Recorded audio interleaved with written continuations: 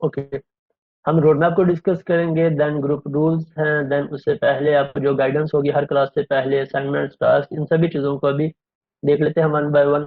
सबसे पहले हमारे पास कोर्सेज कितने हैं, कौन कौन से कोर्सेज हैं।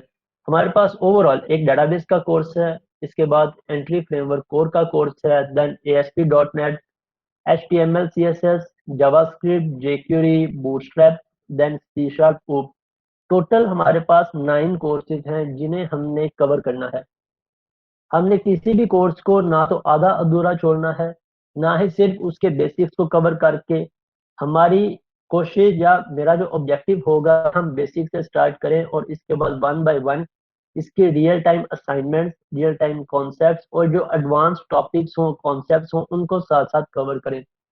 एप्लीकेशन को डेवलप करना तो हम में से हर कोई एप्लीकेशन को डेवलप कर लेता है। अगर मैं एक छोटा सा टास्क या छोटी सी एप्लीकेशन अब सबको दे दूं करने के लिए, तो हर एक की लॉजिक्स, हर एक का डेवलप करने का मेथड डिफरेंट होगा। अब वो डिफाइन करेगा कि आप जूनियर लेवल पे हैं, आप इंटरमीडिएट लेवल पे हैं, या आप एक्सपर्ट लेवल पे हैं। बिगिनर लेवल का कोड डिफरेंट होगा, उसका एप्लीकेशन को क्रिएट करने का स्टाइल डिफरेंट होगा, डेटाबेस में से डाटा गेट करने के मेथड डिफरेंट होंगे। अगर सेम टॉपिक या सेम पेज मैं एक प्रोफेशनल स्टूडेंट को, प्रोफेशनल डेवलपर को दे दूं, तो उसका एप्लीकेशन को क्रिएट करने का भी डिफरेंट होगा, उसमें लॉजिक डिफरेंट होगी डेटाबेस गेट करने का। इन दोनों को क्या चीज डिफाइन करेगी कि ये बिगिनर है और ये प्रोफेशनल है? कोई बंदा में से बता सकता है? कोई भी जो आपका एक्सपीरियंस हो, अपना माइक अनम्यूट करके शेयर कर सकते हैं।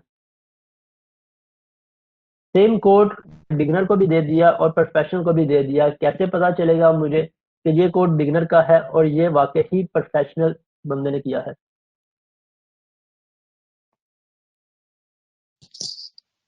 ऑर्गेनाइज्ड होगा, प्रोफेशनल का कैसे प्रोफेशनल किस तरह से ऑर्गेनाइज होगा? प्रॉपर्ली डॉक्यूमेंटेड होगा एंड ऑर्गेनाइज्ड होगा।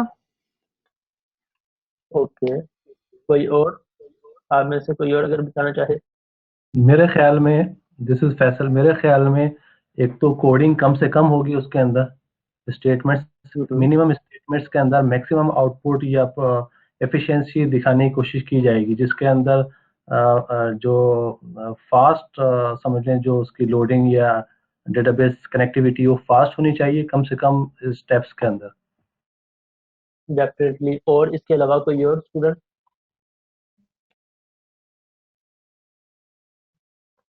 ओके, अब दोनों का जो डिफरेंशिएट करेगा, बिगिनर और प्रोफेशनल दोनों की मेंटेलिटी डिफरेंट होगी कोड करने की। बिगिनर का क्या होगा, मेरे पास ये रिक्वायरमेंट है, मैं इसे फिल वक्त इन रिक्वायरमेंट्स को अचीव करना है, मैं जैसा भी कोड लिखूं मैं इस कोड को इम्प्लीमेंट कर दूं, मेरी आउटपुट जनरेट होनी चाहिए इस कोड से। मेरे पास ये यहाँ से साइड पे नहीं हो रही, मीटिंग नहीं करनी। ओके, इसको बाद में देखूंगा मैं। लेकिन जब एक प्रोफेशनल डेवलपर होगा, उसका स्टार्टिंग से माइंडसेट क्या होगा कि मैंने अपनी एप्लीकेशन को कुछ स्टैंडर्ड्स पे डिजाइन करना या डेवलप करना है, एप्लीकेशन में कुछ पैटर्न्स को इम्प्लीमेंट करना है। क्योंकि आज मेरी एप्लीकेशन में 100 यूजर्स हैं, तो इन फ्यूचर 1 साल के बाद मेरी एप्लीकेशन में 1000 यूजर्स, 10,000 यूजर्स या मिलियन यूजर्स भी हो सकते हैं। उसका coding style, application architecture, application को मैनेज करने का स्टाइल टोटली डिफरेंट होगा। आपको पता चल जाएगा देख के कि यस, यहाँ पे एप्लीकेशन को जो मैनेज किया गया है ये किस बिगनर बंदे ने किया है या प्रोफेशनल डेवलपर ने किया है। देन सेकंड चीज, परफॉर्मेंस। परफॉर्मेंस एप्लीकेशंस में बहुत ज्यादा मैटर करती है। अगर मैं यहाँ पे ये स्टेटमेंट लगा रहा हूँ, क्या मुझे इसकी जरूरत है या इसे मैं और एफिशिएंट कर सकता हूँ? अगर मैं यहाँ पे फॉर ईच लूप लगा रहा हूँ, तो क्या मैं इस फॉर ईच के अलावा इसका कोई एफिशिएंट वे देख सकता हूँ, या मैं यहाँ पे क्यूडी लगाने की बजाय डायरेक्ट डेटाबेस में प्रोसीजर कॉल करवा लूँ, उससे मेरी एफिशिएंसी या मेरी एप्लीकेशन की परफॉर्मेंस पे इफेक्ट पड़ेगा या नहीं? प्रोफेशनल डेवलपर स्टार्टिंग से ही इन सभी पॉइंट्स को माइंड में रख के एप्लीकेशन स्टार्ट करेगा, और हम अपनी एप्लीकेशन में इन सभी पॉइंट्स की बार बार प्रैक्टिस करेंगे। जो भी स्टैंडर्ड्स हम सीखेंगे, आपको जो टास्क दिया जाएगा, आपने उस टास्क को सभी स्टैंडर्ड्स जो कुछ सीखेंगे, पैटर्न्स और कोडिंग वेज के अंदर इम्प्लीमेंट करना होगा। फिर जो गलतियां हम करेंगे उन्हें हम डिस्कस करेंगे, उनमें क्या गलती है, किस लाइंस को हम इम्प्रूव कर सकते हैं, किस वे को इम्प्रूव कर सकते हैं, वो हम साथ साथ इसके देखते जाएंगे।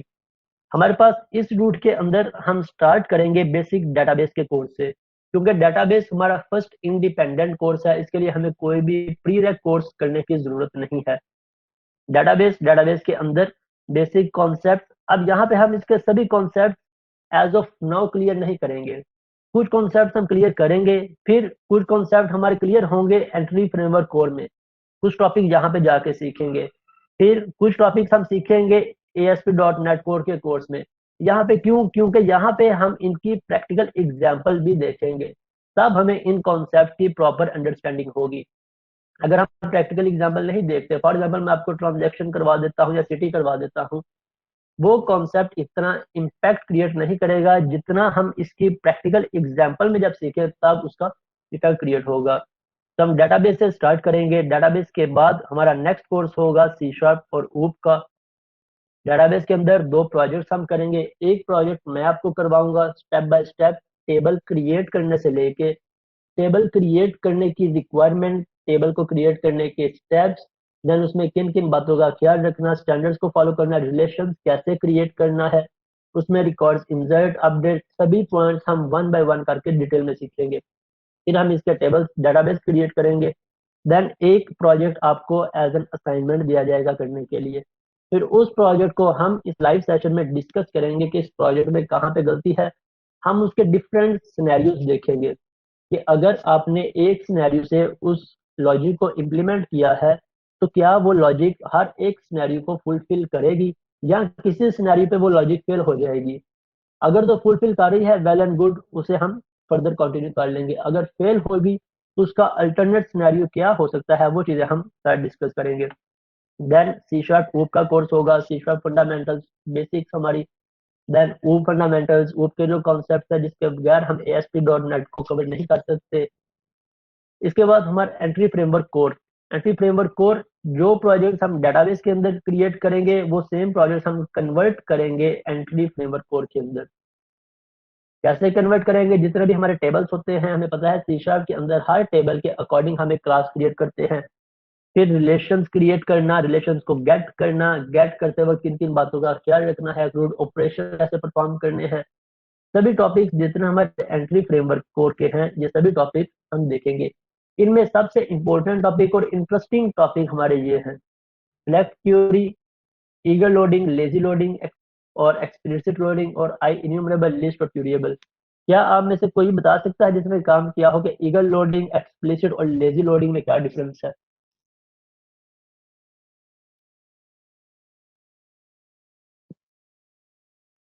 या आई इन्यूमरेबल और लिस्ट में क्या डिफरेंस है? किस सिनेरियो में हमने आई इन्यूमरेबल को यूज करना होता है, किस सिनेरियो में लिस्ट को यूज करना होता है? जस्ट लाइक यहाँ पे अगर मैं देखूं तो मैं यूज कर रहा हूँ डॉट टू लिस्ट को, इसी तरह किसी जगह पे मैं यहाँ पे आई इन्यूमरेबल को भी यूज कर रहा हूँ। तो हमें कैसे पता चले यहाँ इनमें क्या डिफरेंस है? अगर किसी का कोई एक्सपीरियंस हो तो जरूर शेयर करें। Yes mister Faisal, Sam.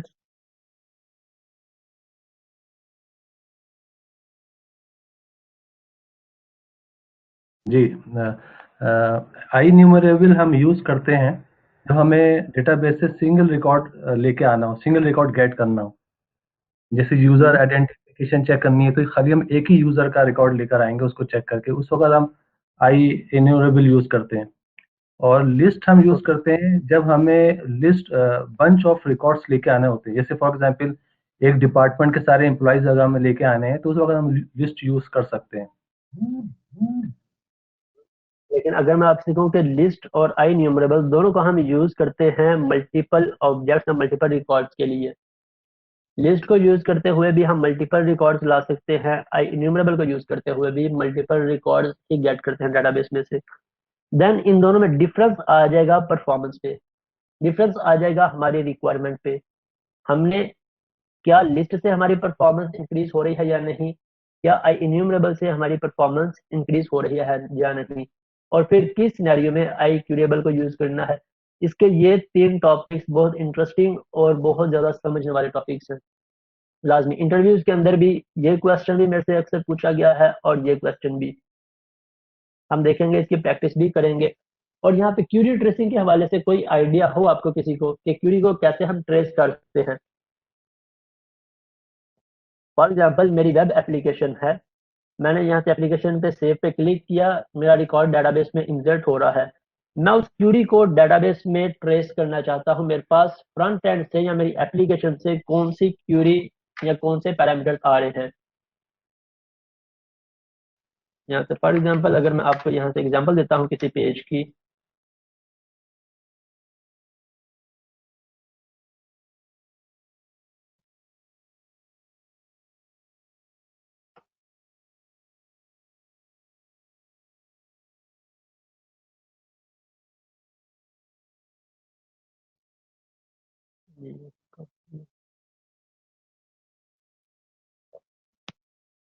अगर मेरे पास कोई भी इस तरह से रिकॉर्ड है डाटाबेस के अंदर, मैं सेव करवाना चाहता हूँ, लेट्स से यहाँ से प्रोफाइल ले लेते हैं, मैंने सेव पे क्लिक किया। अब ये सारा रिकॉर्ड मेरा डाटाबेस में क्या होगा, अपडेट होगा। लेकिन मैं इस क्यूरी को कैसे ट्रेस करूं कि मुझे पता चले कि इस ईमेल पैरामीटर में क्या वैल्यू आ रही है, पासवर्ड में क्या वैल्यू आ रही है, फर्स्ट नेम लास्ट नेम, ताकि अगर अपडेट करते मेरे पास कोई एरर आ गया है तो मुझे पहले चीज तो ये फाइंड करनी है कि क्या मेरे सभी पैरामीटर्स पास हो रहे हैं। अगर नहीं हो रहे तो कौन से पैरामीटर में एरर आ गया है, कौन से पैरामीटर में प्रॉब्लम आ गई है। क्या इसके हवाले से कोई ब्रेक एक्सपीरियंस है पॉइंट किसी लगाएंगे, का। ब्रेक पॉइंट लगा के ब्रेक उसको पॉइंट का डीबग करेंगे। डीबग करते हुए जब हम F5 दबा देंगे तब वो पैरामीटर्स डेटाबेस में फॉरवर्ड हो जाएंगे। अब डेटाबेस में मुझे चेक करना है कि फ्रंट से कौन कौन से पैरामीटर्स आ रहे हैं।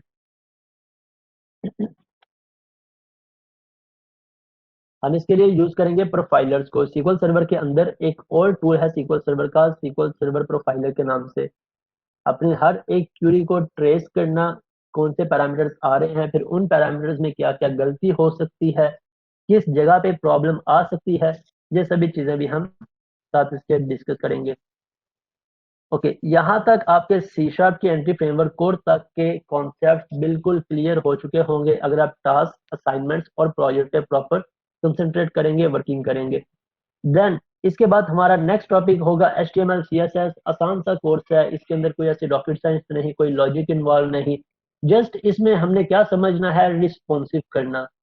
डिजाइन करना हर कोई सीख लेता है, एक रिस्पॉन्सिव करना स्टूडेंट्स को प्रॉब्लम होती है, और सेकंड इसके अंदर वेबसाइट को मैनेज करना। अगर हमारे पास 5 पेजेस की वेबसाइट है, हम इजीली डिजाइन कर सकते हैं, एक एक पेज बनाया या सिंगल पेज पे मैनेज कर लिया। लेकिन अगर हमारे पास 50 पेजेस की वेबसाइट है, 70 पेजेस अगर दराज है, हमने डिजाइन करनी है, तो हमें कुछ स्टैंडर्ड्स को फॉलो करना पड़ेगा। अगर मैं यहाँ एग्जाम्पल लूँ, कोई दराज एप्लीकेशन अगर ओपन करूँ, एक छोटी सी मैं आपको यहाँ पे एग्जाम्पल देता हूँ इसकी। अगर किसी ने काम किया हो तो वो जरूर शेयर करिएगा। यहाँ पे दराज का प्राइमरी कलर क्या आ रहा है, यहाँ से मेरे पास ऑरेंज कलर, राइट। अब यहाँ पे काफी सारे पेजेस में ऑरेंज कलर यूज हो रहा है, यहाँ पे भी ऑरेंज कलर यूज हो रहा है। अभी से मैं फर्दर ओपन करूंगा तो बहुत सारे फर्दर पेजेस पे भी हो रहा होगा। अब इन फ्यूचर अगर मैं इनका कलर ऑरेंज से ग्रीन करना चाहता हूँ तो मैं कैसे करूँ, क्या मुझे हर एक जगह पे जाके इस कलर को मैनुअली चेंज करने की जरूरत पड़ेगी, या कोई इसका पैटर्न ऑलरेडी अवेलेबल है, कोई स्टैंडर्ड है जिसको फॉलो करते हुए मैं सिर्फ एक जगह से कलर को चेंज करूं, बाकी सभी पेजेस हर एक लेबल से हर जगह से ऑटोमेटिक चेंज हो जाए। जी, इसके लिए जो फिलहाल है क्या हम हमारे पास बना के हो सकता है, क्या कर सकते वेरिएबल्स हैं हम, बना के हो सकता है, वेरिएबल्स कौन बनाया से जा सकता है वेरिएबल। CSS की फाइल में, रूट्स के अंदर वेरिएबल डिफाइन कर दे और उनको हम अपने यूज कर लें उसमें, जहाँ पे भी हमने प्रॉपर्टी पास करनी है इसकी कलर की। डिजाइनिंग करते हुए भी हमने स्टार्टिंग के कुछ बेसिक स्टैंडर्ड सीखने हैं। डिजाइन करना सिर्फ यह नहीं हमने HTML की फाइल क्रिएट की, CSS क्रिएट की और डिजाइनिंग स्टार्ट कर दी, ऐसा हमने नहीं सीखना। हमने सीखना है प्रॉपर स्टैंडर्ड के मुताबिक, ताकि अगर हमारी 5 पेजेस की वेबसाइट है, हमारे लिए मैनेज करना आसान हो। और जैसे जैसे हमारी एप्लीकेशन में, वेबसाइट में पेजेस इंक्रीज होते जाएं, 10, 50, 20 पेजेस होते जाए, 100 पेजेस होते जाए, हमारे लिए मैनेज करना, हमारी टीम के लिए मैनेज करना या दूसरे डेवलपर के लिए उसे मैनेज करना, उसमें कोई फंक्शनैलिटी पेजेस ऐड करना आसान रहे। तो यहाँ पे हम इन प्रॉपर कॉन्सेप्ट को देखेंगे, रिस्पॉन्सिव करना, प्रोजेक्ट को मैनेज कैसे कर सकते हैं। एक प्रोजेक्ट हमारा इसमें इंक्लूड होगा, एक मैं करूंगा और एक आपको करने के लिए दिया जाएगा। इसी तरह बूटस्ट्रैप 5 के अंदर भी जब हम स्टार्ट करेंगे, एक प्रोजेक्ट मैं आपको करवाऊंगा और एक प्रोजेक्ट आपको इंडिविजुअल दिया जाएगा करने के लिए। देन जावास्क्रिप्ट और जेक्यूरी हमारी बार यूज होगी, जावास्क्रिप्ट, जेक्यूरी, एजेक्स और जेसन ASP.NET के कोर में, इस कोर्स में। इन सभी कोर्सेज को हम क्यों सीखेंगे, ये सभी कोर्सेज हमारे यूज होंगे किस कोर्स में, सिर्फ इस एक कोर्स को कवर अप करने के लिए हम इन सब कोर्सेज को पहले सीखेंगे। इस कोर्स के अंदर हमारी डिजाइनिंग भी यूज होगी, हमारे डाटाबेस के कॉन्सेप्ट भी यूज होंगे, प्रोग्रामिंग ऊप के कॉन्सेप्ट भी यूज होंगे, वेब डेवलपमेंट के सभी कॉन्सेप्ट यहाँ पे यूज होंगे। हमारा मेन एजेंडा है ASP.NET कोर का कोर्स। इन सभी कोर्सेज को कवर करने के बाद हमने वेब डेवलपमेंट के स्टैंडर्ड्स, सभी स्टैंडर्ड्स को फॉलो करना है, इन्हें सीखना है, इसका आर्किटेक्चर, इसका स्ट्रक्चर, इसके अंदर बेसिक कॉन्फ़िगरेशन, एप्लीकेशन जब हमारी स्केल अप होगी तो हमें किन किन प्रॉब्लम्स का सामना करना पड़ सकता है, या स्टार्टिंग से ही हम इसे कैसे मैनेज करना स्टार्ट करें कि बाद में मेरी एप्लीकेशन जैसे जैसे स्केल अप होती जाए मुझे प्रॉब्लम ना आए। आज अगर आप कोई एक छोटी सी भी एग्जांपल ले लें, एक POS एप्लीकेशन की, आज आपकी एप्लीकेशन एक रेस्टोरेंट पे इंस्टॉल है, हो सकता है 1 साल के बाद वो एक की बजाय 15 रेस्टोरेंट पे इंस्टॉल हो। अब 15 रेस्टोरेंट्स की डेली की सेल हम लगाएं तो 50 या 100 ऑर्डर्स की, और अगर 50 रेस्टोरेंट हो उन पे इंस्टॉल हो तो डेली के हमारे पास काफी सारे ऑर्डर्स आ जाएंगे। उस सिनेरियो के अंदर क्या मेरी एप्लीकेशन उन सभी रेस्टोरेंट्स की रिक्वायरमेंट फुलफिल करेगी, या अगर मेरे पास कॉन्करेंट रिक्वेस्ट या एक टाइम के अंदर हर रेस्टोरेंट से ऑर्डर जनरेट हो रहे हैं, मेरे डाटाबेस के अंदर सर्वर पे वो जा रही है रिक्वेस्ट, तो क्या मेरी वेबसाइट स्लो डाउन तो नहीं हो जाएगी? किस पेज पे मुझे ज्यादा टाइम लगाने की जरूरत है, किस पेज की परफॉर्मेंस ज्यादा इंक्रीज करने की जरूरत है? सिंपल यही जो एग्जांपल मैं सबसे ज्यादा देता हूँ, यहाँ पे मेरे पास एक पेज है,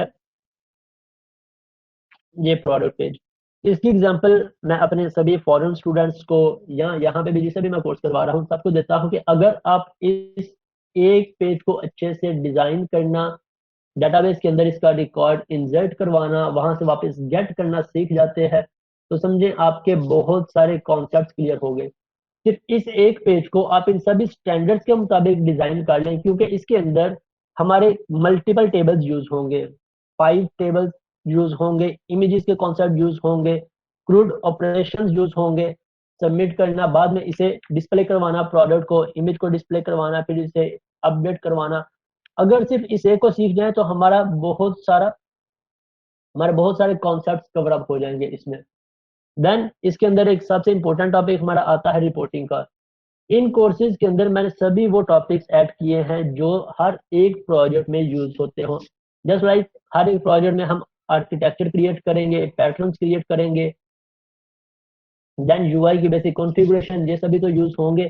क्रूड ऑपरेशंस, हर एक एप्लीकेशन आप कोई भी रिक्वायरमेंट ले लें आपके क्रूड ऑपरेशंस यूज होंगे। फिर फॉर्म एलिमेंट्स, ये सभी फॉर्म एलिमेंट्स हर एक पेज में यूज हो रहे होंगे।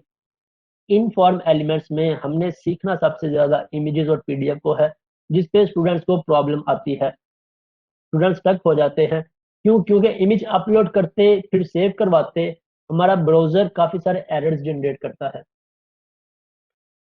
सिंगल इमेज हो उसको अपलोड करना, डाउनलोड करवाना या इंसर्ट करवाना आसान होता है, लेकिन जब बात मल्टीपल इमेजेस की आ जाए तो मल्टीपल इमेज अपलोड करके उससे प्रीव्यू करवाना, फिर उसे अपडेट करवाना, वहां पे थोड़े से कॉन्सेप्ट हमें सीखने पड़ते हैं, थोड़ी सी प्रैक्टिस करनी पड़ेगी।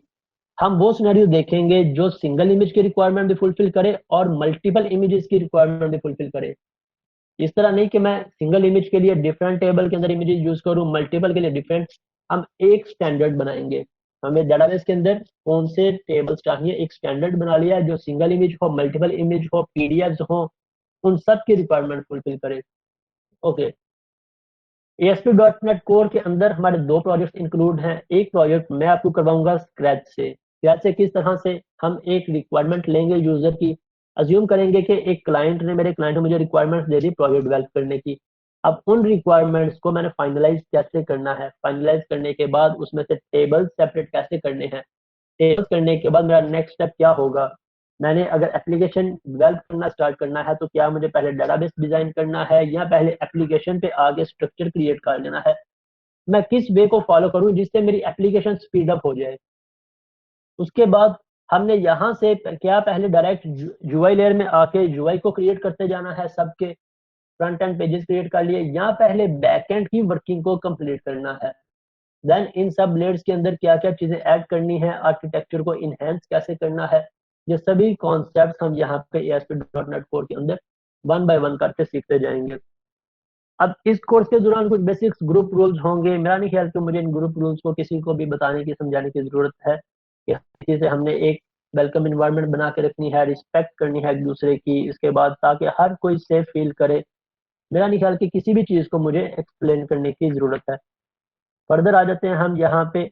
जब भी हमारी नेक्स्ट सेशन होगा, नेक्स्ट सेशन से 15 मिनट्स पहले आपका सिस्टम प्रिपेयर होना चाहिए। आपकी ऑडियो प्रॉब्लम कर रही है, आपका माइक प्रॉब्लम कर रहा है, या आपके सिस्टम प्रॉब्लम कर रहा है, आप उस सभी चीज़ों को चेक करें। आपका 15 मिनट्स पहले सिस्टम प्रिपेयर हो, ताकि हमारा क्लास के अंदर इस चीज़ पे टाइम वेस्ट ना हो कि आपकी आवाज़ नहीं आ रही है, आप अपना टास्क दिखाएं। क्योंकि मेरा वे ऑफ टीचिंग क्या है कि मैं सिर्फ क्लास के अंदर खुद ही नहीं बोलता, मैं स्टूडेंट से इंटरेक्शन करता रहता हूँ। हमारी जो भी असाइनमेंट्स होंगी सभी स्टूडेंट्स की चेक करेंगे, साथ साथ रैंडमली 2-3 स्टूडेंट्स की, 4-5 स्टूडेंट्स को स्क्रीन शेयर करवा के कि क्या प्रोग्रेस है, ताकि हम उसे इम्प्रूव कर सके, देख सके। फर्स्ट 15 मिनट्स के अंदर हम असाइनमेंट्स और जो भी टास्क दिया गया होगा उसे डिस्कस करेंगे। उसके अंदर जो आपके सोल्यूशन होंगे, जो मेरा सोल्यूशन होगा, हम उसे डिस्कस करेंगे, क्या उसकी पॉसिबिलिटी और हो सकती है या उसे इम्प्रूव किया जा सकता है। आपका सिस्टम प्रिपेयर होगा ताकि हम उसे किसी भी डिस्टर्बेंस या डिस्ट्रैक्शन को अवॉइड करके डायरेक्ट टाइम पे अपनी क्लास को स्टार्ट करें और मैक्सिमम टाइम अपना लर्निंग पे लगाएं। और जो भी असाइनमेंट दी जाएगी आपको क्लास से पहले, आपने वो असाइनमेंट अपनी ओपन करके रखनी है, चाहे विजुअल स्टूडियो पे हो चाहे SQL सर्वर पे हो, ताकि जब आपसे कहा जाए कि आप अपनी स्क्रीन शेयर करके असाइनमेंट दिखाओ, मुझे शेयर करो आप तो क्या क्या आपने इम्प्लीमेंट किया है, तो आपको 1 मिनट भी ना लगे स्क्रीन शेयर करके हम उसे डिस्कस कर लें। बजाय इसके कि स्टूडेंट टाइम लगाए अपना सिस्टम को ओपन करने में, तो ये सारी चीज़ें फिर डिस्ट्रैक्शन की तरफ ले जाएंगी हमें, उस पर हमने टाइम वेस्ट नहीं करना। देन असाइनमेंट टास्क है, ऑलमोस्ट हर दूसरी क्लास के अंदर आपको असाइनमेंट या टास्क प्रैक्टिस के लिए दिया जाएगा। इस कोर्स की जो मेन ऑब्जेक्टिव है इस कोर्स का, आपको असाइनमेंट्स के थ्रू, टास्क के थ्रू इतना प्रोफेशनल कर दिया जाए कि जब रियल टाइम में आपके पास उस तरह के सिनेरियोज आए, आपको पता हो कि इस सिनेरियो को मैं किन किन वे से इम्प्लीमेंट कर सकता हूँ। ये प्रोफेशनल लेवल आपका तभी होगा जब आपने डिफरेंट तरह की असाइनमेंट्स की होंगी, डिफरेंट तरह के टास्क किए होंगे। अगर आप टास्क करेंगे आपकी इम्प्रूवमेंट होती जाएगी। आज हमारा ये फर्स्ट फर्स्ट सेशन है, इंट्रोडक्शन सेशन है। आज आप अपना लेवल देख लें, कोडिंग वे देख लें, अपने स्ट्रक्चर देख लें, और जब हमारा लास्ट सेशन होगा उस वक्त आप देख लीजिएगा में क्या डिफरेंस होगा। जिन्होंने पहले मेरे से वेब डिजाइन का कोर्स किया है उन्हें इस चीज़ का बेटर आइडिया है। तो आई होप सो कि आप सभी लोग अपने टास्क और असाइनमेंट्स को फर्दर लेके चलोगे या साथ साथ लाजमी करते रहोगे हर क्लास के अंदर। देन प्रैक्टिस के बारे में जितना भी कहा जाए, प्रैक्टिस में अगर आज मैं जिस लेवल पे हूँ, मेरी जो एफिशिएंसी है इसके अंदर, सिर्फ उसकी एक ही रीजन है, practice. Practice makes progress, practice make you perfect. आप जितना भी नॉलेज हासिल कर लें, अगर आप उसकी प्रैक्टिस नहीं करते, वो नॉलेज आपके लिए बेकार है। बहुत सारे कई स्टूडेंट मेरे प्रीवियस ऐसे भी हैं कि वो सिर्फ ये कहते हैं कि मैंने ये कॉन्सेप्ट सीख लिया, मुझे आता है, प्रैक्टिस की जरूरत नहीं। नेक्स्ट क्लास के अंदर जब मैं असाइनमेंट देता हूँ, टास्क देता हूँ, तो वो इम्प्लीमेंटेशन नहीं होती, वहां से पता चल जाता है कि प्रैक्टिस नहीं की गई। तो होप सो कि आप इस चीज को, अपना टाइम भी वेस्ट नहीं करेंगे और ना ही मेरा वेस्ट करेंगे, प्रैक्टिस लाजमी करेंगे हर कॉन्सेप्ट की, ताकि हम इसे फर्दर प्रोग्रेस कर सकें साथ साथ। अब बात कर लेते हैं कोर्स ड्यूरेशन की। कोर्स ड्यूरेशन के अंदर हमारा ये 3 मंथ का कोर्स है, जिसके अंदर स्टार्टिंग हमारी 2 क्लासेस पर वीक से होगी। जैसे जैसे आगे जाएंगे 2-3 वीक्स के बाद हमारी 3 क्लासेस पर वीक स्टार्ट हो जाएंगी। उन क्लासेस के अंदर आपकी असाइनमेंट्स भी होगी, आपकी प्रैक्टिस भी होगी, आपके जो हम नेक्स्ट टॉपिक डिस्कस करेंगे वो सभी इंक्लूड होगी, और इसके साथ कुछ मेरी तरफ से बोनस सेशंस ऐड होंगे, 2 से 3 सेशंस। बोनस सेशंस का क्या पर्पस होगा क्लियर से आज आप डेवलपमेंट सीख जाते हैं, डॉटनेट सीख लिया। अब बहुत सारे स्टूडेंट्स ऐसे होते हैं कि जो डेवलपमेंट सीखने के बाद उन्हें पता नहीं होता कि हम अपनी सीवी कैसे बिल्ड करें। सबसे ज्यादा मार्क्स सीवी पे और इंटरव्यू प्रिपरेशन पे, कम्युनिकेशन स्किल्स पे स्टूडेंट खाते हैं। हमने इन चीज़ों को ओवरकम करना है। ये मेरी तरफ से बोनस सेशंस होंगे, मेरा जो एक्सपीरियंस हो, मैंने जॉब्स गेट की कैसे, यूएई के अंदर, पाकिस्तान के अंदर फ्रीलांसिंग पे कैसे प्रोजेक्ट पकड़े या फ्रीलांसिंग पे कैसे काम किया, वो सभी एक्सपीरियंस मैं आपसे इसमें शेयर करूंगा, ताकि ये कोर्स बाद में आपके लिए बेनिफिशियल हो, आपकी लाइफ में आपको सपोर्ट कर सके। अभी हम डॉट नेट डेवलपर की सैलरीज भी मैं आपको यहाँ पे लाइव दिखाऊंगा कि क्या सैलरीज हैं। देन रिकॉर्डिंग्स आपको प्रोवाइड की जाएंगी। कुछ स्टूडेंट्स ऐसे भी हैं जो लाइव सेशन अटेंड नहीं कर सकेंगे या किसी की कोई प्रॉब्लम भी हो सकती है, तो इसको देखते हुए मैं हर सेशन की रिकॉर्डिंग करूंगा, जिस तरह यहाँ पे आपके पास नजर आ रहा होगा कि रिकॉर्डिंग हो रही है। अब ये रिकॉर्डिंग आपको कैसे प्रोवाइड की जाएगी, ग्रुप के अंदर मैं रिकॉर्डिंग का लिंक अपलोड कर दूंगा। आप उस लिंक पे क्लिक करोगे तो आपके पास रिकॉर्डिंग डिस्प्ले हो जाएगी। जो सा भी सेशन होगा उसके 1 या 2 घंटे के बाद ग्रुप में उसकी रिकॉर्डिंग अवेलेबल होगी, तो वहां से इजीली हर क्लास की रिकॉर्डिंग आपके पास होगी। आप उसे बार बार सुनना चाहो, चेक करना चाहो, आप उसे कर सकते हो। और इसके साथ मैं ये कभी भी नहीं आपसे एक्सपेक्ट करूंगा कि मेरी इन सेशंस के अंदर मुझे किसी से भी कंप्लेन होगी तो मेरी रिकॉर्डिंग्स आगे फर्दर दूसरे ग्रुप्स में या किसी जगह पे भी शेयर की जा रही हैं। मुझे 4 साल हो चुके हैं यहाँ पे ट्रेनिंग करवाते हुए, मुझे आज तक किसी स्टूडेंट से ऐसी कंप्लेन नहीं हुई, ना ही पाकिस्तान के स्टूडेंट, ना ही फॉरेन इंडिया, बांग्लादेश, या इस वक्त मैं ट्रेनिंग करवा रहा हूँ Canadian student, Nigerian student, US student और कुछ और कंट्रीज के स्टूडेंट्स हैं। मेरे किसी से भी ऐसी कोई भी कंप्लेन नहीं हुई, होप सो इन फ्यूचर भी ना होगी। देन फर्दर फी स्ट्रक्चर है। फी स्ट्रक्चर के अंदर जो चीजें हमने डिस्कस की हैं वही सारी फी है जो फॉरेन स्टूडेंट्स है, इंडिया से, बांग्लादेश से, जिनकी फी अभी तक नहीं पे की आपने, मैंने अपनी वेबसाइट पे ऑलमोस्ट पेपाल कर दिया है। मैं आपको ग्रुप के अंदर अपडेट कर दूंगा, पोस्ट अपलोड कर दूंगा, उसके बाद आप मेरी वेबसाइट पे जाके अपनी पेमेंट वहां से डायरेक्ट पेपाल के थ्रू ट्रांसफर कर सकते हैं। आपका जो भी मास्टर कार्ड होगा आप अटैच करके आपकी पेमेंट ट्रांसफर हो जाएगी। फिर उसका आप स्क्रीनशॉट लेके मुझे व्हाट्सएप कर दें या फेसबुक पे सेंड कर दें, मुझे उसकी कंफर्मेशन हो जाएगी। और जिनकी इंस्टॉलमेंट्स हैं वो सभी इंस्टॉलमेंट जिस डेट की आपकी नेक्स्ट मंथ की इंस्टॉलमेंट हो, आप नेक्स्ट मंथ पे उसे सबमिट करवा दें। Okay, further session duration. अब हर सेशन हमारा कितनी ड्यूरेशन इसकी होनी चाहिए, आपके ख्याल से किसी की कोई किसी पॉइंट पे भी रिकमेंडेशन हो, आपको लगता हो आपने बोलना है, तो लाजमी अपना माइक अनम्यूट करके कन्वर्सेशन करें। अब सेशन ड्यूरेशन आपके लिहाज से कितनी होनी चाहिए जो सबके लिए कंफर्टेबल हो?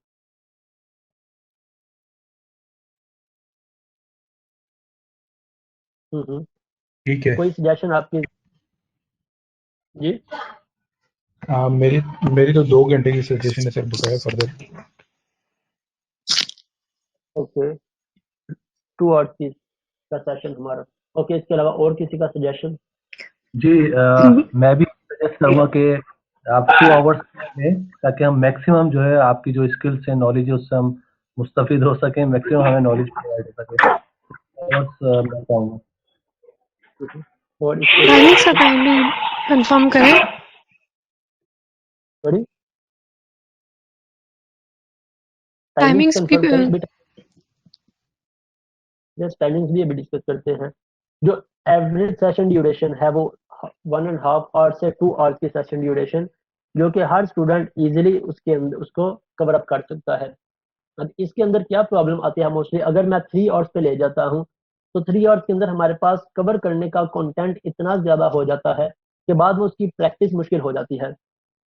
इसलिए हम कोशिश करेंगे 1.5 घंटे से 2 घंटे का सेशन हो और कंटेंट इतना हो कि आपकी नेक्स्ट क्लास से पहले आपकी प्रैक्टिस असाइनमेंट कंप्लीट हो सके, जिसमें हम स्टार्टिंग के 15 से 20 मिनट लेंगे अपनी प्रीवियस असाइनमेंट या टास्क को डिस्कस करने के लिए, और उसके बाद फिर अपनी प्रॉपर क्लास वगैरह स्टार्ट करेंगे।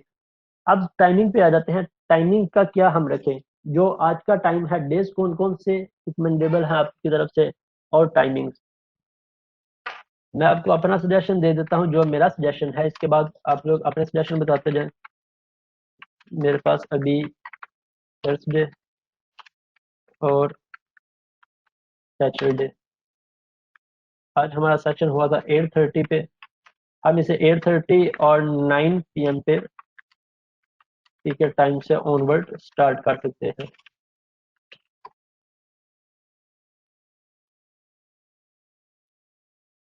अगर तो सब इस पे एग्री हैं देन आप वन बाय वन मुझे बता दें। अगर तो कोई और सजेशन हो किसी और डे का तो वो भी आप बता दें।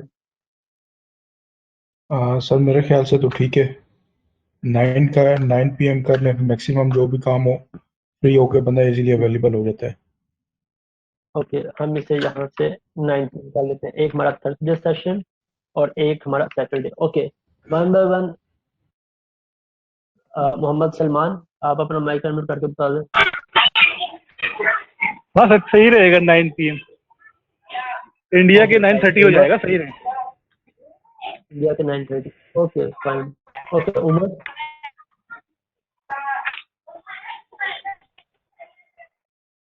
दाऊद खान, सर मंडे और वेनेसडे सही रहेगा, बाकी टाइम 9 सही है, 9 PM। ओके मंडे और वेडनेसडे। मॉर्निंग का टाइम नहीं हो सकता? नहीं, मॉर्निंग में नहीं हो सकता क्योंकि जितने भी स्टूडेंट्स हैं सभी जॉब होल्डर्स हैं या स्टूडेंट, यूनिवर्सिटी स्टूडेंट हैं। हर एक के लिए बाकी सर टाइम पॉसिबिलिटी सही है। इवनिंग की है। हम्म, बाकी सर टाइम सही है 9। 9 PM। ओके, ये मैं एक चीज़ और क्लियर कर दूं कि ये 9 PM पाकिस्तान टाइम है। अगर आप बांग्लादेश हैं तो आप इसे अपने टाइम के अकॉर्डिंग कन्वर्ट कर लें, वहाँ पे क्या टाइम है या इंडिया के अकॉर्डिंग। इसके बाद फरीद, मिस्टर फरीद।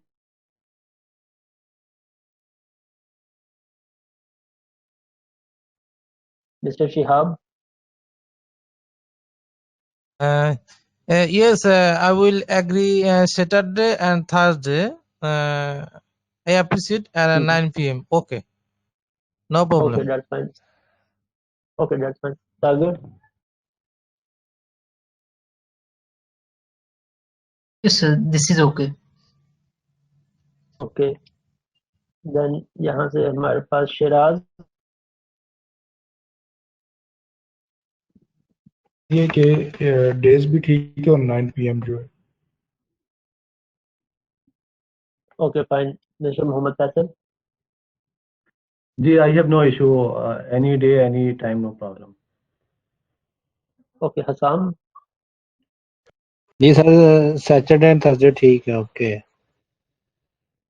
ओके असमारा अफजल। ठीक है सर। Okay Sam Rajput. जी ठीक है। Okay miss Bushra.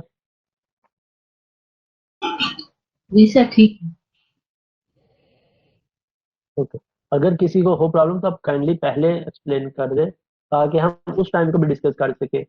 उसके बाद उमर, उमर का ऑलरेडी हो चुका है। ओके, अभी मंडे और वेडनेसडे के हाथ दाऊद में, तो दाऊद क्या आप अरेंज कर सकते हैं Thursday Saturday?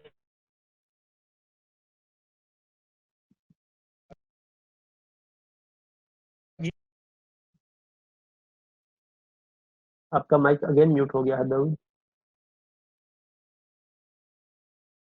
Ji sir, I will try इंशाल्लाह थर्सडे और okay Saturday. Otherwise okay fine. Second recordings भी ग्रुप में अवेलेबल ही होंगी। अगर किसी वजह से कोई नहीं अटेंड कर सकता तो ग्रुप के अंदर रिकॉर्डिंग भी होगी, लेकिन कोशिश यही करें कि लाइव सेशन के अंदर ही हम इसे अटेंड करें ताकि हमारी वन टू वन कम्युनिकेशन होती रहे। लाइव के अंदर बेनिफिट ये होता है कि अगर आप किसी जगह पे स्टक हैं या आपको किसी कॉन्सेप्ट की समझ नहीं आ रही तो मैं उसे डिफरेंट एग्जाम्पल से समझा सकूं। रिकॉर्डिंग में जो आपके पास है आपको उसी से सुनाना पड़ेगा जो हमने रिकॉर्ड कर लिया है ऑलरेडी।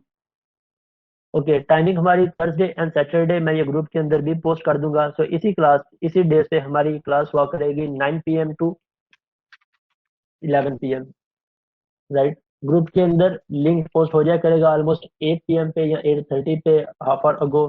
तो आप अपना सिस्टम क्लियर कर लें और क्लास से पहले फिर हम इसको फर्दर कंटिन्यू कर लेंगे। आपका जब सिस्टम रेडी होगा तो साथ ही हम इसे प्रोसीड कर लेंगे। अब इसके बाद एक और चीज मैं जो आप सबसे शेयर करूंगा विच इज स्पोर्ट। स्पोर्ट जब मैंने फील किया है, स्पोर्ट की बहुत ज्यादा जरूरत होती है हर एक स्टूडेंट को साथ। इस बैच के अंदर हर एक स्टूडेंट आपको मेरे साथ 24/7 सपोर्ट होगी। आप किसी भी जगह पे स्टक हो, किसी जगह की समझ नहीं आ रही, आपके पास मेरा व्हाट्सएप है, आप उस पर वॉइस नोट सेंड कर सकते हो। कॉल ना करिएगा काइंडली, क्योंकि कॉल की पॉसिबिलिटी हर वक्त अवेलेबल नहीं होती। बेटर यह है कि आप वॉइस नोट सेंड कर दें या मैसेज सेंड कर दें। वॉइस नोट 1 मिनट से ज़्यादा नहीं होना चाहिए, अदरवाइज वो इग्नोर हो जाएगा। जब हमारी कम्युनिकेशन हो रही होगी, देन अब वॉइस नोट 1 मिनट का हो, 2 मिनट का हो, तब हम कन्वर्सेशन में होंगे, तब वो मैटर नहीं करता। लेकिन जो फर्स्ट आप अपना वॉइस नोट सेंड करें कोशिश करेगा वो 1 मिनट से कम ही हो। आपको कोई भी चीज़ ऐसी पर्सनली मेरे से डिस्कस करनी हो, किसी प्रोजेक्ट के अकॉर्डिंग, किसी लर्निंग के अकॉर्डिंग, किसी टॉपिक के अकॉर्डिंग, तो आप मेरे से डिस्कस कर लें, हम टाइमिंग अरेंज कर लेंगे, पर्सनल सेशन भी हम अरेंज कर लेंगे उसका, ताकि आपका किसी चीज़ रहे। मैं नहीं चाहता कि कोई भी स्टूडेंट किसी एक पॉइंट की वजह से स्टक हो जाए। जब हमारा एक कोर्स चल रहा है तो हमने इस कोर्स के साथ साथ ही चलना है। हमने कॉन्सेप्ट्स को साथ साथ क्लियर करना है, सीखना है, इम्प्लीमेंट करना है। ये नहीं कि मुझे लग रहा है कि ये टॉपिक मेरे लिए मुश्किल है, मैं इसे बाद में कवर कर लूंगा, अभी मुझे समझ नहीं आ रही। अगर समझ नहीं आ रही, आप मेरे से डिस्कस करें, मैं आपको उस पर एक सेशन लगाना पड़े, 2 लगाने पड़े, मैं आपको डिटेल में उसे एक्सप्लेन कर दूंगा।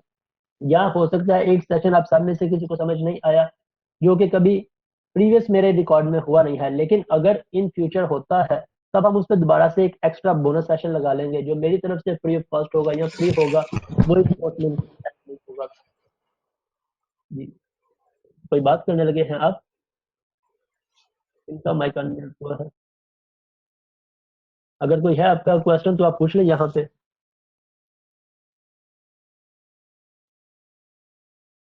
ओके, अब ये हमारे बेसिक पॉइंट्स हो गए, जो हमारे ओवरऑल द एप्लीकेशन चलेंगे, जिन जिन बातों का हमने ख्याल रखना है, जो जो चीज़ें हमारे कोर्स से रिलेटेड आउटलाइन होंगी, या बाकी सभी पॉइंट्स वगैरह। अब एप्लीकेशन पे जो आपने इंस्टॉल करनी है, आपके पास Microsoft SQL server 2019 14 plus version होना चाहिए। 14 प्लस में 14 हो गया या 17 हो गया, 19 हो गया, जो सा भी आपके सिस्टम के अकॉर्डिंग हो, आप उसे इंस्टॉल कर लें। सेकंड, VS कोड गूगल पे आपको फ्रीली मिल जाएगा, ये भी आपको फ्रीली मिल जाएगा। थर्ड, हमारे पास Visual Studio 2019 professional version. Visual Studio के अंदर आपके पास काफी सारे वर्जन होते हैं, हमने यहाँ से करना है इसका प्रोफेशनल वर्जन। कैसे पता चलेगा प्रोफेशनल है या नहीं? हेल्प पे जाए, हेल्प पे जाके अबाउट VS, और यहाँ पे आपके पास आ जाएगा ये प्रोफेशनल वर्जन है या नहीं। प्रोफेशनल वर्जन ही इंस्टॉल करना है आपने। जितनी भी हमारी रिक्वायरमेंट हो किसी फीचर की, फ्रेमवर्क की, एक्सटर्नल लाइब्रेरी की, इस वर्जन में हमारी सारी रिक्वायरमेंट्स फुलफिल होंगी। हमें इसको बार बार इंस्टॉल करने की या किसी और असेंबली की जरूरत नहीं पड़ेगी। तो गूगल पे आपको ये भी इजीली मिल जाएगा, आप इसे इंस्टॉल कर लें। और इसके बाद आपकी जो लाइसेंस की है, आपको वो भी गूगल पे काफ़ी सारी लाइसेंस की मिल जाएगी। मेरे पास जो लाइसेंस की थी मेरे से मिसप्लेस हो चुकी है, अदरवाइज मैं वो जरूर शेयर करता यहाँ पे।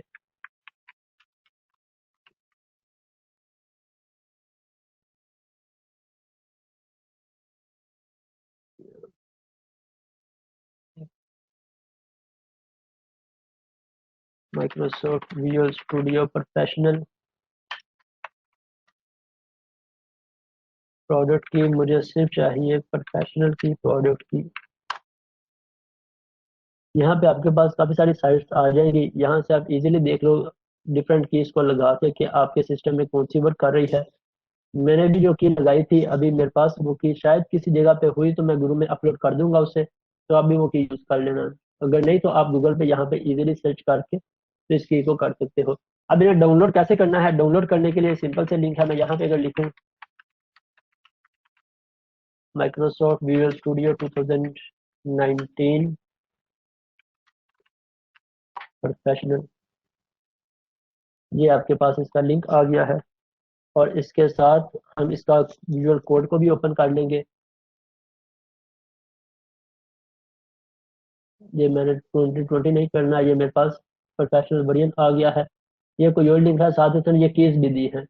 आई थिंक सो कि यही साइट से जहाँ से मैंने ली थी। ये मैं लिंक भी यहाँ पे मैसेज कर देता हूँ। ओके, मैसेज स्क्रीन शेयर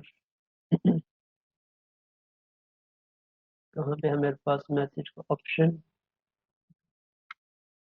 इस लिंक को आप सेव कर लो, यहाँ से आपके पास प्रोफेशनल की भी की है और एंटरप्राइज की भी की है। 17 की भी प्रोफेशनल एंटरप्राइज की है। सो ये कीज आप इजीली अपने पास यूज कर सकते हो। अब इसे डाउनलोड करना है, चाहे आप यहाँ क्लिक करके शायद ये डाउनलोड का ऑप्शन प्रोवाइड कर दें, या फिर माइक्रोसॉफ्ट की ऑफिशियल साइट पे जाके इसको डाउनलोड कर देना। यहाँ से मेरे पास नहीं, यहाँ पे डाउनलोड का ऑप्शन नहीं आया। हम इसकी ऑफिशियल साइट पे आ जाएंगे, कम्युनिटी एडिशन।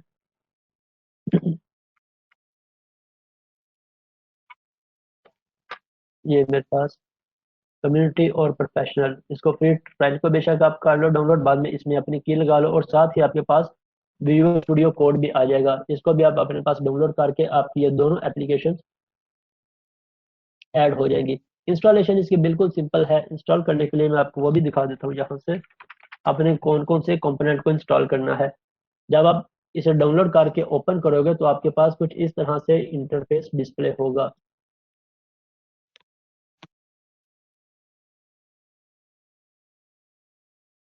इस तरह से आपके पास इंटरफेस डिस्प्ले होगा। अगर मैं इसे मॉडिफाई पे क्लिक करता हूँ,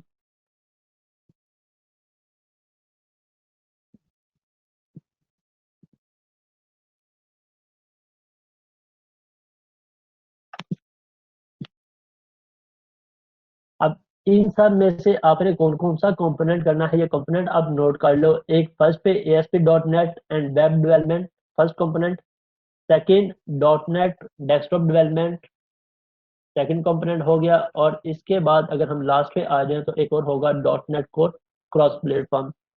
बाकी किसी को भी डाउनलोड या इंस्टॉल करने की जरूरत नहीं है। सिर्फ इन तीनों से हमारे डेस्कटॉप एप्लीकेशन के, वेब एप्लीकेशन के सभी तरह के कंपोनेंट इंस्टॉल हो जाएंगे। हमें और कोई भी कंपोनेंट इंस्टॉल करने की जरूरत नहीं पड़ेगी। इसे जब आप सिलेक्ट करोगे तो आपके पास यहाँ से इसका साइज आ जाएगा। मेरे पास ऑलरेडी सिलेक्ट है। आपके पास 8 GB तक इसका साइज आ जाएगा। साथ आपके पास यहाँ पे बटन होगा इंस्टॉल वाइल डाउनलोडिंग या डाउनलोड ऑल देन इंस्टॉल। आप पहले डाउनलोड कर लो, देन इंस्टॉल कर लो, और फिर स्टार्ट पे क्लिक कर दो। आपका इंटरनेट बस ऑफ नहीं होना चाहिए, ये सारा आपका यहाँ से ऐड होता जाएगा। यस, कम्युनिटी के साथ प्रॉब्लम यह है कि आपके पास बहुत सारे फीचर्स अवेलेबल नहीं होंगे उसमें, और कुछ ऐसे ऑप्शंस जो मेरे पास यहाँ पे ऐड हो रहे होंगे प्रोफेशनल वर्जन में, आपके पास वो ऑप्शंस नहीं आ रहे होंगे। पहले मैंने भी कम्युनिटी एडिशन भी यूज किया है, और इसका एक और बेसिक एडिशन है। लेकिन उसके लिए इन फ्यूचर जब हम रिपोर्टिंग को ऐड करते हैं, या कुछ और टॉपिक्स थे हमारे जिसके अंदर ये प्रॉब्लम आई थी हमें, उसकी वजह से हम कम्युनिटी की बजाय प्रोफेशनल को यूज कर रहे थे। तो बेटर है इन फ्यूचर जाके हम सब कुछ अनइंस्टॉल करें, देन दोबारा से डाउनलोड इंस्टॉल करें। स्टार्टिंग से ही हम इसे प्रॉपर लेके चलेंगे। ये आपके पास इंस्टॉल हो जाएगा। इंस्टॉल होने के बाद इसका इंटरफेस आपके पास ओपन हो जाएगा। बाय डिफॉल्ट ओपन करेगा, या आप यहाँ पे लिखोगे विजुअल स्टूडियो 2019, ये आपके पास ओपन हो जाएगा। अगर आपसे की मांगेगा तो आप यहाँ पे जाके इसकी की ऐड कर दो, जो हमने यहाँ से ली होगी, इस साइड से जो मैंने आपको सेंड की है, यहाँ से वो की एंटर करोगे, आपका ये एक्टिवेट हो जाएगा या रजिस्टर्ड हो जाएगा। इसके लिए आपको कोई भी फर्दर छोटा सा एक सॉफ्टवेयर है या IDE है, विजुअल कोड, ये भी आपका जल्दी से इंस्टॉल हो जाएगा। राइट, अब लास्ट पे एक बात कर लेते हैं स्कोप की, स्कोप ऑफ .NET की। स्कोप के अंदर मैं आपको सिर्फ कुछ चीजें दिखाना चाहता हूँ। मैं यहाँ से सिंपल ओपन कर लेता हूँ, जॉब सर्च।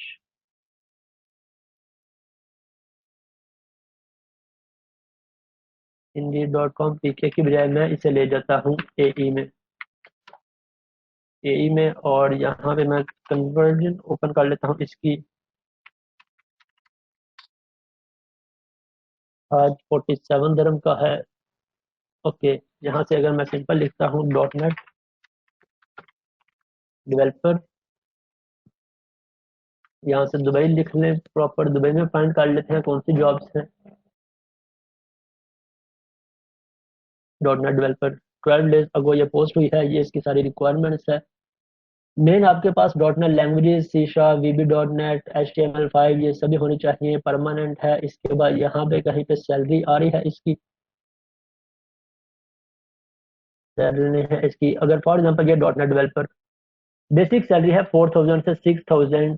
ये सैलरी आपके बिगिनर लेवल पे आपको सैलरी होती है 3500 दिरहम की। अगर 35 को मैं यहाँ से कैलकुलेट करता हूँ, 35 मेरे पास 1,65,000 बनता है। ये बेसिक डेवलपर की मैं बात कर रहा हूँ, लेकिन आपने बेसिक डेवलपर नहीं बनना, ना ही अपने आप को बेसिक लेवल पे शो करवाना है।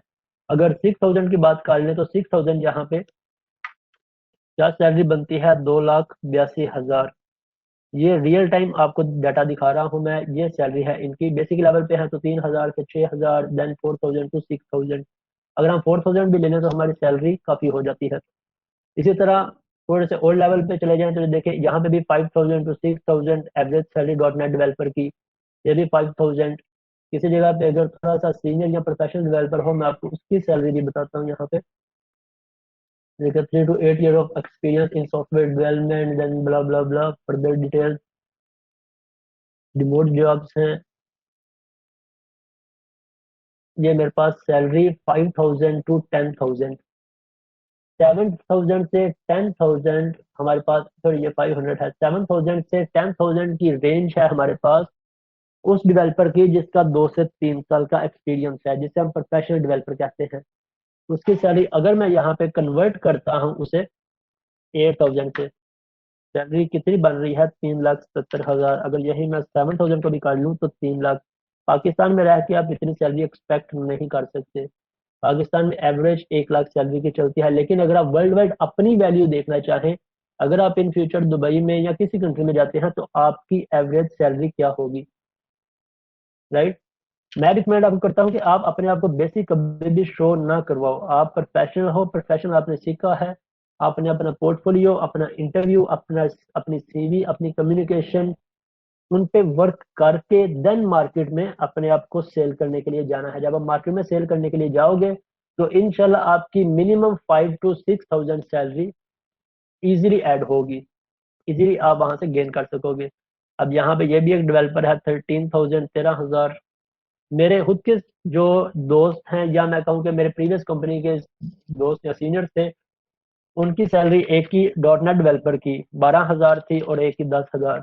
अब ये पाकिस्तानी रुपीज में आपको साफ नजर आ रहा है कि कितनी सैलरी बन जाती है।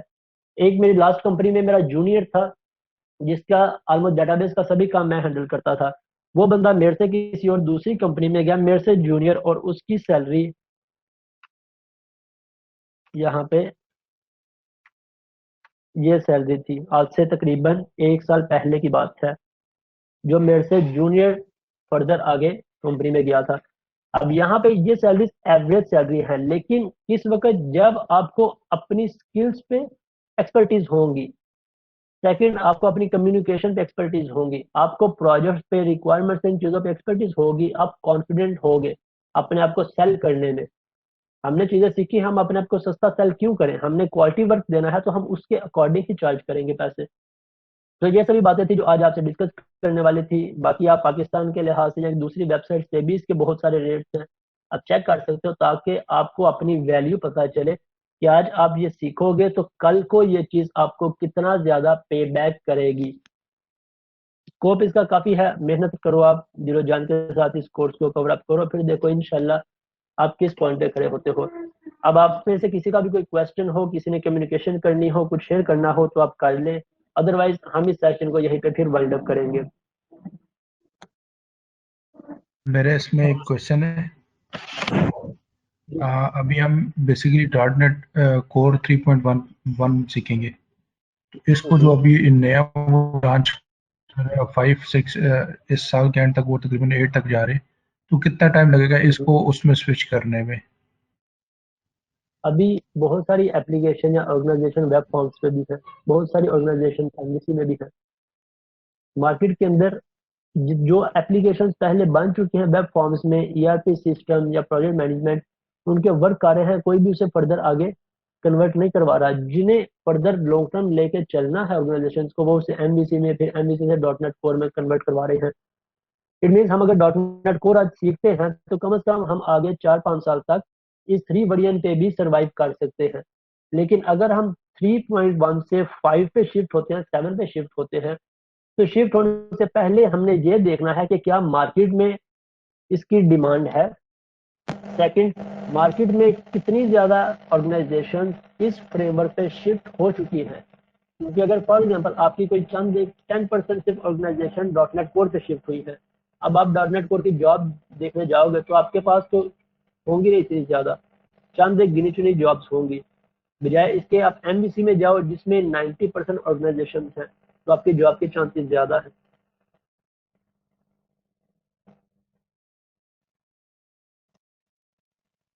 और कोई आपका क्वेश्चन चिराग? सर इसमें हम वेब बेसिक एपीआई सर जी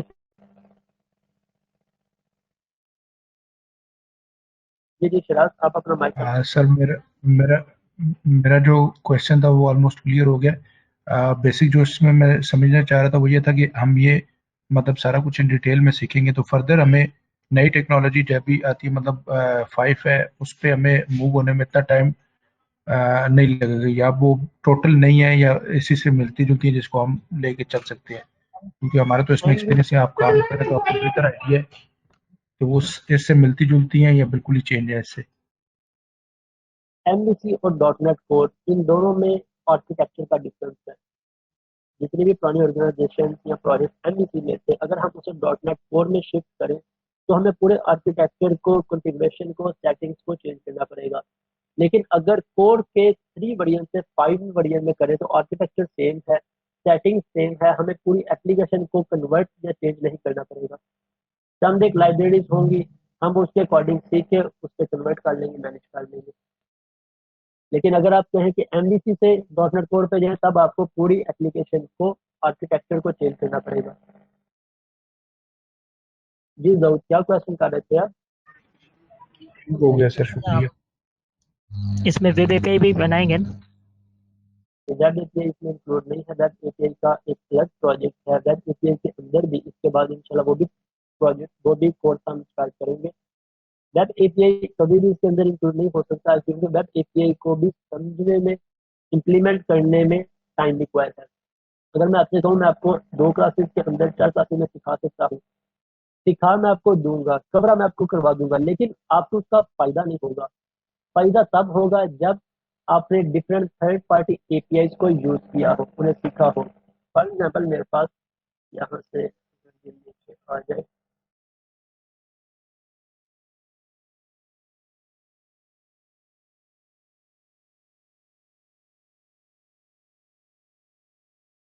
यहाँ से मेरे पास एपीआई कहाँ से है?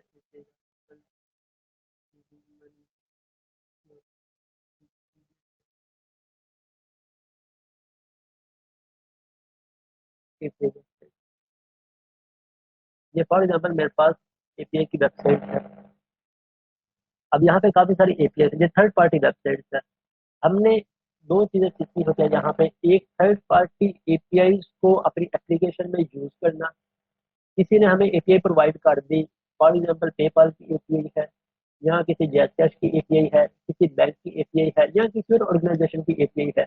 अब उस एपीआई को रीड कैसे करना है, उसे अपनी एप्लीकेशन में ऐड कैसे करना है। फॉर एग्जाम्पल इसकी यहाँ पे कुछ एपीआई हैं। एक एपीआई है गेट ऑल प्रोडक्ट। जब भी मैं इसे कॉल करूंगा ये मुझे क्या रिटर्न करेगी, मुझे सभी प्रोडक्ट की लिस्ट रिटर्न करेगी।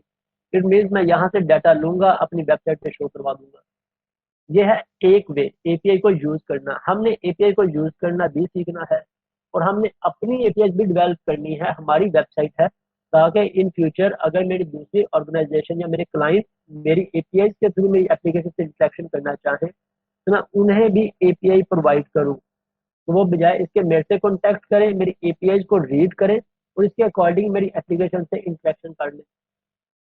तो ये एपीआई के अंदर काफी सारे कॉन्सेप्ट बेसिक आ जाती हैं। फिर एपीआई की सिक्योरिटी को मैनेज करना, एपीआई की सभी स्टैंडर्ड्स को लर्न करना, तो इस कोर्स के अंदर ये पॉसिबल नहीं है। हम इसका डिफरेंट कोर्स देखेंगे जिसमें डिटेल में इसे लर्न करेंगे। एपीआई को करने के बाद हमारा जो फर्दर एजेंडा होगा इन फ्यूचर का, जेएच फ्रेमवर्क। अगर आप में से कोई ज्वाइन करेगा इसके बाद मैं वो भी कोर्स रिलीज करूंगा जिसके अंदर एंगुलर फ्रेमवर्क को हम यूज करेंगे, एंगुलर या ब्लेजर कोर्स। एंड ये फ्यूचर की बात है, हम फ्यूचर में डिस्कस करेंगे, लेकिन एपीआई को इसके अंदर हम कवर अप नहीं कर सकते। और किसी और का क्वेश्चन था, कोई पूछ रहा था शायद? सर है सर। हम्म। হ্যাঁ স্যার আমি বাদ কর হ্যাঁ স্যার আমি বাদ করতে बात करतेছি I want to talk about Bangladesh technology.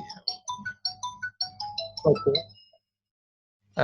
Bangladesh or others country others. Sorry, sir. And next, I want to talk next. Sorry I am not getting your point yeah but you are studying Sir, I want to talk next time. Okay no Sorry. Problem Okay. No problem आपको जो भी पूछना हो करना हो आप mic unmute करके कर सकते हैं नो प्रॉब्लम और इसके अलावा किसी और ने क्वेश्चन करना है या कोई आपकी डिस्कशन हो ओके फाइन सभी चीजें क्लियर हैं इस क्लास की रिकॉर्डिंग यस डाउट सर मेरा जी सर मेरा एक क्वेश्चन है सर, अगर हमारा व्हाट्सएप पे ग्रुप हो वहाँ पे अपडेट मिले तो सही है सर, फेसबुक तो हम देखते हैं या ना देखते हैं कुछ। मैं व्हाट्सएप पे इतना ज़्यादा नहीं कर सकता कंटिन्यू क्योंकि मैं मोबाइल पे सोशल मीडिया ज़्यादा यूज़ नहीं करता मेरे पास व्हाट्सएप पे क्लाइंट के भी मैसेज आ रहे होते हैं और फर्दर भी दूसरे जो इंटरनेशनल स्टूडेंट्स हैं तो मिसअप होने की बजाय बेटर है कि हम एक ही प्लेस पर रखें उससे अब कुछ नोटिफिकेशन हो सकता है व्हाट्सएप पे अपलोड की गई हो कुछ नोटिफिकेशन फेसबुक ग्रुप में की गई हो तो किसी ने व्हाट्सएप पे चेक की नहीं की किसी ने फेसबुक पे चेक की नहीं की तो हम इसका एक ही वे रखते हैं एक ही मीडियम जो सी भी अपडेट होगी नोटिफिकेशन होगी वो ग्रुप में होगी हमारे फेसबुक ग्रुप में इन फ्यूचर अगर हमें लगेगा कि हमें जरूरत है इसकी तब हम व्हाट्सएप भी बना लेंगे लेकिन अभी फिलहाल हम फेसबुक के थ्रू ही चलेंगे ओके और कोई क्वेश्चन आप में से किसी का ठीक है सर, थैंक्स। अस्सलाम ओके फाइन वालेकुम ओके वालेकुम अस्सलाम अली भाई दिस उमर ये सवाल था कि ASP डॉट नेट कोर और वेबीपी में अब जैसा कि आप बोले वेबीपी के लिए अलग कोर्स करना पड़ेगा तो core ASP dot net core में वेबीपी इंक्लूडेड है या डिफरेंट रहता इस कोर्स के अंदर वेब डेवलपमेंट का कोर्स है एपीआई इसमें इंक्लूड नहीं है एपीआई का कोर्स डिफरेंट होगा क्योंकि उसमें टाइम स्टैम्प प्रैक्टिस डिफरेंट है अगर हम इसके अंदर इंक्लूड करेंगे तो हमारा कोर्स काफी लेंथी हो जाएगा हमारा फोकस या हमारी अटेंशन डिफरेंट हो जाएगी एपीआई को प्रॉपर अटेंशन चाहिए प्रैक्टिस चाहिए कॉन्सेप्ट को समझना एपीआई क्रिएट करना देन एपीआई यूज करना देन थर्ड पार्टी किसी थर्ड वेबसाइट की एपीआई को इंटीग्रेट करना अपनी एप्लीकेशन में देन उसके अंदर किन किन पॉइंट्स का स्टैंडर्ड का ध्यान रखना तो वो काफ़ी सारी चीज़ें हम इसके अंदर कवर नहीं कर सकते इंशाल्लाह इसके बाद हम कोर्स देखेंगे नेक्स्ट बैच उसमें हम देखेंगे प्रॉपर एपीआई का सिर्फ कोर्स होगा मे बी 1.5 मंथ का या 1 मंथ का इसके अंदर हम इन सभी जी पॉइंट्स को डिटेल में कवर करेंगे ठीक है क्लियर ओके फाइन अब यहाँ पे रिकॉर्डिंग ग्रुप के अंदर हो जाएगी इस क्लास की और एक और चीज़ मैं आपको शेयर करना चाहूँगा कि क्लास के अंदर जो भी हमारा मटेरियल होगा जो सी भी मैं आपसे स्लाइड शेयर करूंगा एक्सेल शेयर करूंगा डेटाबेस से वर्किंग करेंगे कोड करेंगे वो सभी ग्रुप के अंदर अपलोड हो जाया करेगा उस क्लास के नाम से क्लास 1 इस क्लास का ये कंटेंट था आपने से जिसको चाहिए उसे डाउनलोड किया जिप फाइल को और आप उसे फर्दर एक्सप्लोर करें या उसकी प्रैक्टिस करें राइट इसके साथ साथ रिकॉर्डिंग भी अवेलेबल होगी ग्रुप में ओके फाइन मैं एक दफ़ा रिपीट कर देता हूँ हमारे जो डेज फाइनल हुए हैं हमारे डेज हुए हैं थर्सडे और सैटरडे 9 PM पाकिस्तान टाइम के मुताबिक हमारी क्लास स्टार्ट होगी 9 PM से 11 PM की ओके ठीक है नेक्स्ट फिर फर्दर से कंटिन्यू करते हैं होप सो कि ये कोर्स हम सबके लिए बहुत ज़्यादा प्रोफेशनल हो इसमें बहुत कुछ सीखने को मिले प्रीवियस मेरा रिस्पॉन्स या फीडबैक बहुत अच्छा है ये अल्लाह ताला का करम है कुछ स्टूडेंट्स की प्रैक्टिस है कुछ पेरेंट्स की दुआएं हैं अब इंशाल्लाह इस कोर्स का रिस्पॉन्स भी उससे बहुत ज़्यादा बेटर होगा ओके टेक केयर अल्लाह हाफिज़